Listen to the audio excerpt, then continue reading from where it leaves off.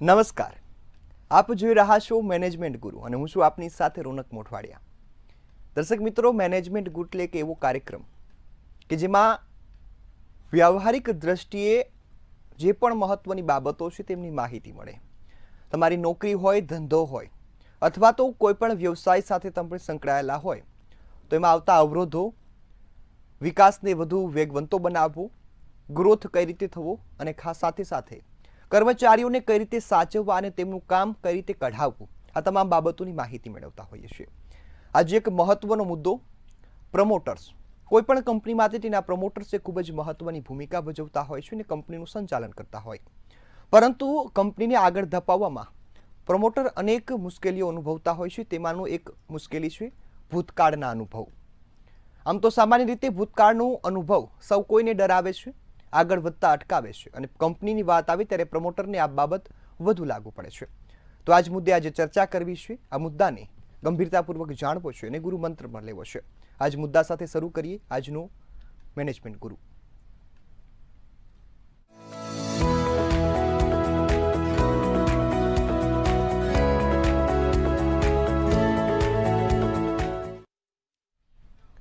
ત્યારે મેનેજમેન્ટ ગુરુની શરૂઆત કરવી છે અને આપણી સાથે માર્ગદર્શન આપવા આપણા મેનેજમેન્ટ ગુરુ જોડાઈ ગયા છે ભાવેશભાઈ ઉપાધ્યાય. ભાવેશભાઈ, આપનું ખૂબ સ્વાગત છે મંતવ્ય ન્યૂઝ પર.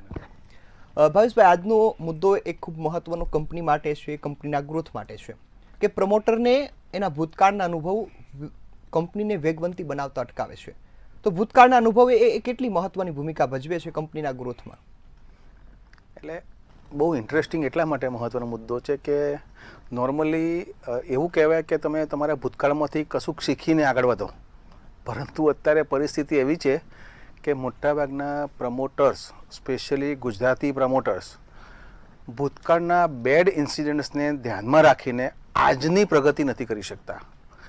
હું થોડો ઊંડાણપૂર્વક આને સમજાવું કે કોઈ પ્રમોટરને કોઈ નવા માણસને ઇન્સેન્ટિવ આપવું છે કે કંઈક સેલરી નવો આપવો છે, એટલે જ્યારે કોઈ નવા કર્મચારી જે જોડાવાનો છે અને એનું જ્યારે નેગોશિએશન ચાલતું હોય ને ત્યારે પ્રમોટર નોર્મલી સારી વસ્તુ તો એમને યાદ રહેતી નથી, મોટાભાગના પ્રમોટર્સનો. પણ પાસ્ટમાં મેં એક કર્મચારીને સારો પગાર આપ્યો હતો ને, એ 3 મહિનામાં જ કંપની છોડીને જતો રહ્યો. એટલે પછી આવો ભૂતકાળનો બનાવ એ યાદ રાખે અને આજના સમયમાં જે સારી વસ્તુ કરવાની હોય ને એમાં પછી એ રૂકાવટ કરી નાખે છે કે ના, મારે ભૂતકાળનો અનુભવ આવો હતો તો મારે આ નવા આવનાર કર્મચારીને આટલો પગાર તો આપવો જ નથી. મારો પ્રશ્ન અહીં આજે બહુ જ ઇમ્પોર્ટન્ટ છે કે ભૂતકાળનો અનુભવ તમને વેગવંતી કરતા અટકાવે છે, તમારા પ્રોગ્રેસને અટકાવે છે. તમને આની અસર તમને ખબર છે? અને તમને ખરેખર પ્રમોટરને મારે પૂછવું છે કે ન જાણતા કે અજાણતા તમારો ભૂતકાળ તમારી ઉપર બહુ મોટો ઇન્ફ્લુઅન્સ કરી રહ્યો છે, આની તમને ખબર છે? હું દાવા સાથે કહું છું કે મોટાભાગના પ્રમોટર્સને આની ખબર નથી. જાણે અજાણે ભૂતકાળના ખરાબ અનુભવો એમના પ્રગતિમાંના પંથમાં રોડા અટકાવનાર છે, પ્રમોટરના માઇન્ડસેટને કરપ્ટ કરનાર છે. એટલે હું બધા જ પ્રમોટરને, નાનો હોય કે મોટો, ઇવન નાનકડી દુકાન ધરાવતો હોય ને એને પણ એટલું ચોક્કસ કહીશ કે તમારો ભૂતકાળમાંથી તમારે શીખવાનું છે. તમારા ભૂતકાળને તમારે એક એક્સપર્ટાઇઝ અથવા તો એક્સપર્ટ તરીકે જોવાનું છે, નહીં કે એના ખોટા બનાવો કે ખોટા ઇન્સિડન્ટ્સ કે બેડ ઇન્સિડન્ટ્સને યાદ રાખવા અને આજની પ્રગતિ અટકાવી. મુદ્દો બહુ મહત્વનો છે, નાનો છે પણ ખરેખર બહુ મહત્વનો છે. હું 14 કંપનીના બોર્ડ ઉપર છું અત્યારે અને મોટાભાગના પ્રમોટર્સને જ્યારે પણ હું કંઈ વાત કરું ને તો તરત જ એ લોકો મને ભૂતકાળમાં લઈ જાય. અરે, આપણને એક વખત પહેલાં આવો અનુભવ થયો હતો, મને મારા ડીલર્સ જોડે આવો અનુભવ થયો હતો, ડિસ્ટ્રીબ્યુટર જોડે આવો અનુભવ થયો, કર્મચારી જોડે આવો અનુભવ થયો. હું નોર્મલી બધાને એક જ ક્વેશ્ચન પૂછું છું કે તમને ખરાબ બનાવો જેટલા બન્યા ને બધા યાદ છે, તમને સારા બનાવ બન્યા કેટલા એ તમે એનું લિસ્ટ બનાવ્યું છે? ચલો મને તમે વાત કરો કે તમને કયા કયા સારા બનાવ તમે તમારી લાઈફમાં બનેલા છે. તો ભાગ્યે જ પ્રમોટર્સને 1 કે 2 કે 3 વસ્તુ યાદ હશે, પરંતુ ખરાબ બનાવો જેટલા બન્યા હશે ને એમનું આખું લિસ્ટ જરા પણ યાદ રાખ્યા વગર એમની જોડે મોઢે હોય છે. એટલે આનું કારણ શું થાય ખબર છે? આના કારણે પ્રમોટરનું માઇન્ડસેટ જે પ્રોગ્રેસિવ હોવું જોઈએ ને એ કન્ઝર્વેટિવ બની જાય છે. જે ગ્રોથ ઓરિએન્ટેડ રહેવું જોઈએ, પ્રોગ્રેસિવ રહેવું જોઈએ, ચેન્જ મેનેજમેન્ટ અથવા તો ટ્રાન્સફોર્મેશનની જે પ્રક્રિયા જે પ્રમોટરને કરવાની હોય છે ને એ નથી કરી શકતા અને કંપનીનો અને પોતાનો બંનેનો ગ્રોથ અટકી જતો હોય છે. જી બિલકુલ, ભાવેશભાઈ ખૂબ સરસ વાત કરી, ઉદાહરણ સાથે પણ સમજાવ્યું. હવે કોઈ પણ વ્યક્તિને આગળ વધતા એની માનસિકતા એક સૌથી વધુ અસર કરે કે હું કેવા પ્રકારનું વિચારું છું, હું કેવા પ્રકારનું મારા મનમાં ખ્યાલ આવે છે, એનાથી હું આગળ વધી શકું. ઘણા પ્રમોટર એવું કહે છે કે અમારે આગળ વધવું છે, અમારે બદલાવ પણ લાવવો છે, પરંતુ ભૂતકાળ એમની માનસિકતામાં બેસી ગયો છે. આ કઈ રીતે એમની માનસિકતા સુધારી શકે અથવા તો એમાં બદલાવ લાવી શકે? આનો એક જ ઉપાય છે રૌનક, કે દરેક પ્રમોટર્સે એટલું વિચારવું જોઈએ કે શું મારો ભૂતકાળ મને આજ માટે હેલ્પ કરી રહ્યો છે? શું મારો ભૂતકાળ મારા ફ્યુચર્સ માટે મને કંઈ હેલ્પ કરી રહ્યો છે? જો જવાબ હા હોય તો એમને વિચારવું પડે કે મારા ભૂતકાળમાંથી મારે શું શીખવું જોઈએ, મારા ભૂતકાળમાંથી મારે કઈ સારી બાબતો મારે જાણવી જોઈએ, શીખવી જોઈએ, જેથી હું મારી આવતીકાલ અને મારી આજ એ બંનેમાં હું બદલાવ લાવી શકું. એટલે બહુ સ્પષ્ટ વાત છે, જો ભૂતકાળને લઈને તમે બેસી રહેશો ને તો તમારો ગ્રોથ નાનો થશે અથવા તો નહીં થાય. જો ભૂતકાળમાંથી તમે કંઈ શીખ્યા હશો, લર્નિંગ કર્યું હશે, અને તમે જ્યારે એક એન્ટરપ્રનર છો, એટલે હું બધા પ્રમોટરને અથવા તો મેનેજમેન્ટના જે લીડર છે ને એક વસ્તુ તો ચોક્કસ કહીશ કે અણગમતા બનાવો તો તમારી લાઈફમાં આવશે જ. ગઈકાલે આવ્યા હતા, આજે આવશે ને ફ્યુચરમાં બી આવશે. તમારે કોઈ પણ અણગમતા બનાવને યાદ રાખવાની જરૂર નથી. તમારે શું યાદ રાખવું જોઈએ? મને ઘણા પ્રમોટર એવું કહે કે મને બહુ લોકોએ મારો વિશ્વાસઘાત કર્યો છે. સો એનાથી શું તમે કોઈ આવનારા વ્યક્તિ ઉપર કે આવનારા તમારા કસ્ટમર્સ કે સપ્લાય ઉપર વિશ્વાસ નહીં કરો? તમારે વિશ્વાસ કરવો જ પડશે. તો હવે તમારે શું કરવું પડશે કે તમે દરેકને વિશ્વાસ રાખવાની જે તમારી જે વૃત્તિ છે અથવા તો તમારો જે સ્વભાવ છે, તમારે એમાં ચેન્જ લાવવાની જરૂર જ નથી. તમારું કામ લોકોને ઉપર વિશ્વાસ મૂકવાનું જ છે, એ તમે ના છોડો. યસ, તમારા અનુભવમાંથી તમે કંઈક લર્નિંગ કરો, તમે વધારે પડતા થોડા સ્ટ્રક્ચર વેમાં કામ કરો, અને એવો કંઈ બનાવ બન્યો હોય, અણગમતો બનાવ, અને કોઈએ તમારી જોડે ચીટિંગ કરી હોય તો તમે થોડા કોશિયસ બનો અને થોડા અનુભવ પ્રમાણે સારી રીતે તમે વર્કિંગ સ્ટાઇલ તમારી થોડો બદલો. પરંતુ અણગમતા બનાવોને લઈને યાદ રાખીને તમે તમારી આજ અને ફ્યુચર ન બગાડો, એ મારી દરેક કર્મચારીઓ તો ઠીક, પરંતુ વેપારીઓને, નાના પ્રમોટરને, મોટા પ્રમોટરોને, કંપનીઓના મેનેજમેન્ટને મારી એક જ રિક્વેસ્ટ છે કે ભૂતકાળ તમારી આજને જો રોકે ને તો તમારે ભૂતકાળને યાદ રાખવાની જરૂર નથી. જી બિલકુલ. ભાવેશભાઈ, હવે પાસ્ટના જે નેગેટિવ એક્સપિરિયન્સ છે એ અસર કરવાના છે, એ ખૂબ મહત્વની બાબત છે, પરંતુ આ એક્સપિરિયન્સ છે તે રિસ્ક લેવાની ક્ષમતા પર કેવી અસર કરે? આ પણ એક બહુ મહત્વનો મુદ્દો છે. જ્યારે પણ પ્રમોટર્સને કંઈક નવું વેન્ચર કરવું હોય કે કંઈક નવું કંઈક કરવું હોય ને તો એને 10 વસ્તુ પાછળની યાદ આવશે કે ગઈ વખતે મારે આવું થયું હતું, મને સારી લેન્ડ ના મળી, મને સારા કન્સલ્ટન્ટ ના મળ્યા, સારા કર્મચારીઓ ના મળ્યા, મારી પ્રોડક્ટ સારી ના મળી, મારું માર્કેટ બદલાઈ ગયું. એ એમને હેલ્પ થવાની જ નથી. એમને તો શું કરવું પડે કે મારા ભૂતકાળમાં મને આવો બનાવ બન્યો તો એમાંથી મેં 3 પ્રકારના લર્નિંગ લીધા છે, એટલે હવે હું જે કંઈ કરું ને એટલીસ્ટ આ 3 વસ્તુ મારા જોડે રિપીટ ના થાય ને એ વસ્તુનું ધ્યાન રાખવું. પરંતુ ભૂતકાળ બહુ જ મહત્વનો છે. ઘણી સારી બાબતો બની છે, એનું તમારા ટેબલ ઉપર લિસ્ટ હોવું જોઈએ. દરેક વેપારી મિત્રોને મારી ખાસ વિનંતી છે કે ભૂતકાળમાં જેટલા બી સારા બનાવ બન્યા છે તમારી જોડે અથવા તો સારી બાબતો બની છે ને એનું લિસ્ટ તમારા ટેબલ ઉપર રાખો. તમે એને રોજ જુઓ અને રોજ તમે એને બોલો કે ભાઈ મારી જોડે આટલી 10 વસ્તુઓ સારી થઈ છે અને મારી આજ સારી રહેવાની છે, મારું ફ્યુચર પણ સારું રહેવાનું છે.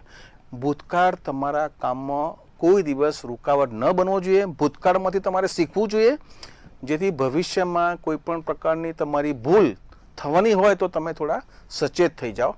પરંતુ ભૂતકાળમાંથી લર્નિંગ લઈને ભવિષ્યને સુરક્ષિત અને વધુ પ્રોડક્ટિવ કેવી રીતે બનાવી શકાય એ જ તમારો આદર્શ અને તમારો ગોલ હોવો જોઈએ. જી બિલકુલ. ભાવેશભાઈ, રિસ્ક લેવાની ક્ષમતા એ સૌ કોઈ માટે ખૂબ મહત્વની હોય. નોકરી કરતો હોય વ્યક્તિ, ધંધો કરતો હોય અથવા તો કોઈ પણ ક્ષેત્રમાં જોડાયેલો હોય, રિસ્ક હે તો ઇશ્ક હે, આ જે વાત છે જે આપણે સૌ કોઈ સાચી માનીએ છીએ, પરંતુ રિસ્ક લેવાની ક્ષમતા કેવી હોવી જોઈએ એ પણ મહત્વનો મુદ્દો છે. રિસ્ક છે ને હંમેશા 2 પ્રકારના રિસ્ક હોય. એક રિસ્ક હોય જે કેલ્ક્યુલેટિવ રિસ્ક હોય, અને પ્રમોટર જ્યારે પણ આવા ડિસિઝન લે અથવા તો લીડર આવા કોઈ પણ પ્રકારના ડિસિઝન લે ને તો પાસ્ટ એક્સપિરિયન્સ અને ઘણી વખત લોજિકલ ડિસિઝન લેવામાં હેલ્પ કરતા હોય છે. એટલે પાસ્ટ એક્સપિરિયન્સ બહુ જ મહત્વનો છે, અને પાસ્ટ એક્સપિરિયન્સ તમને લોજિકલ અને જે પ્રેક્ટિકલ હોય ને એ ડિસિઝન લેવાના બહુ જ મદદ કરતા હોય છે અને આને કેલ્ક્યુલેટિવ રિસ્ક કહી શકાય. બીજું રિસ્ક શું છે કે જે માણસને પોતાની અંદરથી એક અવાજ આવે કે ભાઈ મારે આવું કરવું જોઈએ, મારે જો માર્કેટની જોડે નહીં પરંતુ માર્કેટની આગળ રહેવું હોય ને તો મારે મારા અંતરના અવાજને સાંભળીને મોટું રિસ્ક લેવું જોઈએ. અને જે માણસો ફ્યુચર જલ્દી જોઈ શકતા હોય ને એ લોકો સારી રીતે રિસ્ક લઈ શકે છે. હું તમને એક્ઝામ્પલ આપું છું ઇન્ટાસના ચેરમેન બિનીશ ચુડગરનું. એ વ્યક્તિમાં 10 વર્ષનું ફ્યુચર જોઈ લેવાની શક્તિ છે અને 10 વર્ષ પછી શું થવાનું છે ને એમની એને આજે ખબર છે. એટલે એમની સ્ટ્રેટેજી, એમની વ્યૂહરચના બધું જ એ લોકો અગાઉથી જોઈ શકે છે, જાણી શકે છે અને રાઈટ ડિસિઝન લેવાની એમનામાં ક્ષમતા છે. એટલે આવા પ્રકારના જ્યારે તમે રિસ્ક લો ને ત્યારે એ સ્ટ્રેટેજિક રિસ્ક તરીકે ગણી શકાય અને એનાથી તમારી કંપનીમાં 100% બહુ મોટો ફાયદો થશે. એમાં કોઈ શંકાને કોઈ સ્થાન જ નથી. જી બિલકુલ. ભાવેશભાઈ, રિસ્ક પછી એક મહત્વનો મુદ્દો આવે કે કદાચ કોઈ વ્યક્તિ આપણે ભૂલ કહીએ, એક વખત ભૂલ કરી તો ફરીથી એનું રિપીટેશન કરે, પરંતુ એ ખરાબ વસ્તુ છે. પરંતુ એક નિર્ણયમાં આપણે નિષ્ફળ ગયા અને ફરીથી એક નિર્ણય ન લેવો, આ ભૂલને આપણે કઈ રીતે જોવી જોઈએ? ખરેખર આ બાબત એવી છે ને કે માણસને એક વખત નિષ્ફળતા મળે ને એટલે પછી બધી જ વસ્તુ ફૂકી પીવાનું ચાલુ કરી નાખે છે. હું નામ નથી લેતો પરંતુ એક કંપની છે એના માલિકે મને થોડા દિવસ પહેલાં મળ્યા કે મેં કોસ્મેટિક્સનો ધંધો ચાલુ કર્યો તો બહુ બધું કામ કર્યું, બહુ બધા મેન્યુફેક્ચરર્સ બધા અલગ અલગ મેં સેમ્પલ્સ બનાવ્યા, પ્રોડક્ટ્સ બનાવ્યા, પણ ન ચાલ્યું અને મને 35 કરોડનો લોસ થયો 2 વર્ષમાં. પછી મેં કંપની જ બંધ કરી નાખી. એટલે હવે મારું માઇન્ડસેટ એવું થઈ ગયું છે કે હવે હું કંઈ પણ નવું કરવાનું વિચારું તો મને તરત જ ડર લાગે છે. એટલે જ્યારે તમારા ભૂતકાળમાં આવા બનાવો બન્યા હોય ને ત્યારે તમારા મગજમાં એક અનનોન ફિયર ઊભો થઈ જાય છે. સફળતા નહીં મળે તો શું? જ્યારે તમે એવું વિચારતા ચાલુ થઈ જાઓ ને ત્યારે સમજી લો કે તમારા સફળતાના ન મળવાના ચાન્સીસ સૌથી વધારે છે. પરંતુ એક વખત તમે કંઈક કર્યું ને એમાં નિષ્ફળ ગયા તો ઠીક છે ને, દરેક સફળ માણસને છે ને નિષ્ફળતા તો મળતી જ હોય છે. એટલે તમારી નિષ્ફળતાને એક એક્સપિરિયન્સ તરીકે જુઓ. તમારી નિષ્ફળતાએ તમને કેટલું બધું શીખ્યું છે. તમને શીખ્યું છે કે તમારે ડિટેલિંગમાં જવું જોઈએ, તમારે માર્કેટનું અસેસમેન્ટ કરવું જોઈએ, માર્કેટિંગ તમારું પરફેક્ટ હોય તો જ તમે પ્રોડક્શન કરી શકો, તમારું નેટવર્કિંગ સારું હોવું જોઈએ. આટલું બધું તમે તમારા ભૂતકાળમાંથી શીખી શકો. જ્યારે આટલું બધું તમને ભૂતકાળ સમજાવે છે, શીખવાડે છે, તો પછી એ ભૂતકાળને કમનસીબી ન ગણવી જોઈએ. ભૂતકાળને બી તમારે આશીર્વાદ રૂપે લેવું જોઈએ અને ભૂતકાળમાંથી શું શીખી શક્યા અને પોતાના આવનારના ભવિષ્યમાં જો તમે આને સારી રીતે ઉપયોગ કરી શકો then you are a smart entrepreneur. જો તમે ભૂતકાળમાંથી શીખીને તમારી ભવિષ્યને જો તમે આનંદમય અને ગ્રોથમય બનાવો ને તો તમે સારા અને સ્માર્ટ એન્ટરપ્રનર છો. જી બિલકુલ. ભાવેશભાઈ, ભૂતકાળની વાત આવે તો ભૂતકાળનો સારો ઉપયોગ અને સાચો ઉપયોગ શું છે? ભૂતકાળના છે ને 4 પ્રકારના ઉપયોગ છે. 1, મેં શું સારું લર્નિંગ કર્યું છે. 2, મેં કયા એવા ખોટા નિર્ણયો લીધા છે ને જેના લીધે મને બહુ નુકસાન થયું અને એ નિર્ણયો મારે હવે ભવિષ્યમાં આવા પ્રકારના નિર્ણયો ન લેવા જોઈએ. 3, કે મેં ઘણા બધા પ્રમોટરે મને એવું કહે છે કે મને માણસોએ બહુ વિશ્વાસઘાત કર્યો. એટલે આમાંથી એક વસ્તુ શીખવા જેવું છે કે તમારે પીપલ ડ્રીવન નહીં પરંતુ પ્રોસેસ ડ્રીવન આખું કલ્ચર બનાવવું જોઈએ અને એ પ્રકારની સિસ્ટમ ઊભી કરવી જોઈએ. અને 4, જ્યારે તમે મીટુ જેવી પ્રોડક્ટ્સમાં ઝંપલાવશો ને ત્યારે તમને નુકસાન થવાના ચાન્સીસ બહુ છે. તમારી પ્રોડક્ટ્સ માર્કેટ કરતાં હટકે, માર્કેટ કરતાં અલગ અને તમારામાં પોતાના પ્રોડક્શનની કે તમારી પ્રોડક્ટની યુએસપી હશે ને તમને આગળ વધતા કોઈ રોકી નહીં શકે. પરંતુ જો તમે ચીલાચાલુ બનાવશો ને કંઈ અને લોકોમાં ઓલરેડી માર્કેટમાં એસ્ટાબ્લિશ થયેલી પ્રોડક્ટો છે જ, એ લોકોએ ઘણા ખરાબ એક્સપિરિયન્સમાંથી શીખીને અત્યારે એસ્ટાબ્લિશ થયેલા છે, એની સામે તમે નહીં ટેકી શકો. એટલે જે કંઈ કરો એ યુનિક કરો, જે કંઈ કરો માર્કેટથી અલગ કરો, જે કંઈ કરો એ માર્કેટથી હટકે કરો અને જે કંઈ કરો એમાં તમને પોતાને સંપૂર્ણ વિશ્વાસ હોય ને તો જ તમે એમાં ઝંપલાવો તો તમને સફળતા મળશે. જી બિલકુલ. ભાવેશભાઈ, આપણે એ ખરાબ અનુભવોની અને ભૂતકાળની વાત કરી, પરંતુ કોઈ વ્યક્તિ એવો છે કે જેને ખરાબ અનુભવ પણ નથી અને ભૂતકાળ પણ નથી, કારણ કે માર્કેટમાં નવો એન્ટર થયો છે, તો એને આ બાબતોની કઈ કાળજી રાખવી? જે માણસ સ્માર્ટ હોય ને એ બીજાના ભૂતકાળના ખરાબ અનુભવોમાંથી શીખે. એટલે તમને ખરાબ અનુભવ થાય એ જરૂર નથી. લોકોને સારા અનુભવ થયા હોય એમાંથી તો શીખવું જોઈએ, પરંતુ લોકોના ખરાબ અનુભવમાંથી તમે પોતે શીખો ને, then you are a smart entrepreneur. એટલે આજના જેટલા બી સ્ટાર્ટઅપ છે કે જેટલા બી યંગ એન્ટરપ્રનર છે ને, હું તમને કહીશ કે તમે કંઈ પણ નવું કરો ને, પહેલાં બહુ સ્ટડી કરો. કઈ કંપનીઓએ શું ભૂલો કરી હતી, તમારા કોમ્પિટિશનમાં કોણ અત્યારે એસ્ટાબ્લિશ થયો છે, એમણે પોતે શું ભૂલો કરી હતી. એટલે દરેક એન્ટરપ્રનર કે દરેક કંપની છે ને, જ્યારે પણ કંઈક સારું કરતી હોય ને તો એમણે ભૂતકાળમાં ભૂલો તો કરી જ હોય. તમારે આમાંથી શીખવાનું છે અને આવી ભૂલો તમારી જોડે ન થાય ને એનું તમારે ધ્યાન રાખવાનું છે. એટલે તમારી જ્યારે કોરી સ્લેટ છે, તમારી જોડે એડવાન્ટેજ છે, તમારે લોકોના ભૂતકાળમાંથી શીખવું જોઈએ અને તમારે ભવિષ્યને સુરક્ષિત બનાવવું જોઈએ. એ જે લોકોને એક્સપિરિયન્સ નથી અને જે લોકો નવા એન્ટરપ્રનર છે ને, હું એમને આ સલાહ આપીશ. અને એક વસ્તુ બહુ ક્લિયર છે, તમારામાં અતિ આત્મવિશ્વાસ નહીં, પરંતુ જો સારો આત્મવિશ્વાસ હશે, તમારી પ્રોડક્ટ બધા કરતાં કંઈક અલગ હશે ને, તો માર્કેટ તમને મળવાનું જ છે. અને બીજી એક સરસ વાત કહું તમને, સૌથી વધુ મહત્વ માર્કેટિંગ જ છે. જો માર્કેટ હશે ને તો પ્રોડક્શન તો બની જ જશે. એટલે તમે જ્યારે પણ કંઈક નવું સાહસ કરો ને, તમારામાં જો કસ્ટમર એક્વિઝિશન અને તમારી પ્રોડક્ટ્સને માર્કેટ સુધી પહોંચવાની જે પ્રોસેસ છે ને, એનો જો તમને ખ્યાલ હશે ને, તો તમને આગળ વધતા કોઈ નહીં રોકી શકે. ભૂતકાળ લોકોનો ખરાબ હશે જ, પરંતુ એમાંથી બી ઘણું સારી વસ્તુ હશે. એમાંથી તમારે સારી બાબતો શીખવી જોઈએ. લોકોની ભૂલોને તમારી ભૂલો ના થાય એનું ધ્યાન રાખવું જોઈએ. અને માર્કેટિંગમાં તમારી જો કોર સ્ટ્રેન્થ હશે ને, તો તમે સફળ થશો જ, એવો મને ચોક્કસ વિશ્વાસ છે. જી બિલકુલ. ભાવેશભાઈ, આપણે ખરાબ ભૂતકાળની પણ વાત કરી અને ભૂતકાળ ન હોય એની પણ વાત કરી. હવે એક મહત્વનો મુદ્દો આવે કે કોઈ કંપનીનો પ્રમોટર છે, એમનો ભૂતકાળ ખરાબ છે, તો એ કર્મચારીઓને એ પ્રકારનું માર્ગદર્શન આપે, અથવા તો કર્મચારીનો જો ભૂતકાળ ખરાબ છે તો એ એક પ્રમોટરનો નિર્ણય સ્વીકારી ના શકે. તો આ બંનેનો જો ભૂતકાળ જે ખરાબ છે તો એની વચ્ચે સંતુલન કઈ રીતે જાળવવું? બહુ સરસ ક્વેશ્ચન છે. બહુ બધી વખત મેં જોયું છે કે પ્રમોટર્સનું નામ ક્યાંક ખડાયેલું હોય ને, તો એમના કર્મચારીઓ એમની ઉપર ટ્રસ્ટ નથી મૂકતા. એટલે તમારી જે ક્રેડિબિલિટી છે ને, એ તમારા ભૂતકાળને આભારી છે. એટલે જ્યારે તમારી ક્રેડિબિલિટી કદાચ નેગેટિવ હોય ને, તો તમારે પહેલાં તો પ્રયત્ન કરવો જોઈએ કે લોકો તમારા ઉપર ટ્રસ્ટ કરે. લોકો ક્યારે ટ્રસ્ટ કરશે? જ્યારે તમારા એક્શન્સ, તમે જે કંઈ બોલ્યું હશે અને પાડ્યું હશે, તમારા એક્શન્સ જે છે ને એ સ્પીક કરશે કે તમે કેવા વ્યક્તિ છો. તમે બોલો કંઈ ને કરો કંઈ ને, તો લોકો તમારા પર વિશ્વાસ નહીં કરશે. જો તમારો ભૂતકાળ ખરાબ હોય, ક્રેડિબિલિટી બી ખરાબ હોય, પરંતુ આજની તારીખે તમે જે બોલો એ કરશો ને, તો ધીરે ધીરે લોકો તમને માનતા થઈ જશે, તમારી ઉપર ટ્રસ્ટ કરતા થઈ શકશે.